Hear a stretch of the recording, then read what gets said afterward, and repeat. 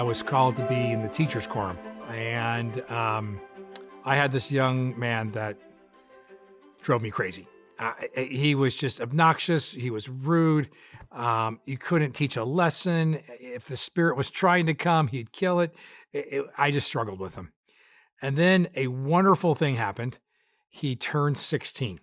So he's no longer in the teacher's quorum. And I'm so happy. And off he goes. And whew, thank goodness. And the following week, I get called into the bishop's office and they call me to be the young men's president. So now I'm going to be with this young man for another 2 years. So I'm trying to figure out how can I connect with this young man. And so I came up with this idea that I got it's a long time ago. I got 3x5 card, if you remember what those are. And I wrote down all of the strengths, all of the natural gifts that I could see in this young man. And I had to spend some time on it because it didn't come quickly. But I observed and I watched and I generated this list of gifts, natural gifts that I thought he possessed. So one day at church, after just being totally annoying, I handed him this card on his way out. And I seriously thought the next Sunday, he was going to be like this perfect kid in class.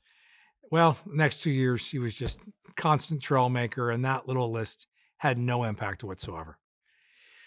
Well, we move on to dental school and go on to our residency. So we leave Kentucky. And over the years, I hear that he goes on a mission. I'm excited about that. And now we're back in Utah. And I heard that he was getting married. And he actually invited us to the reception.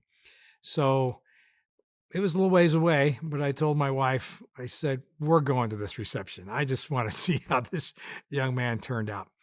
So we go to the reception and we're waiting in line. And as we're waiting in line, he sees us and he breaks from the wedding line and runs over to me and gives me this hug as if we were the best of friends. And I hugged him and then he ran back into the wedding line. And as our turn came up, I met his new wife and we talked for a minute. And then something just really incredible happened. He pulled out his wallet and he looked at his wife and he said, "Let me show you something." And he pulled out his wallet and he had this 3x5 card that was laminated of those gifts that I wrote down about him. And he said, long ago, this was one guy, the only person that could see good in me. And I have kept this with me all these years. And when I have doubts and questions, I turn back on that.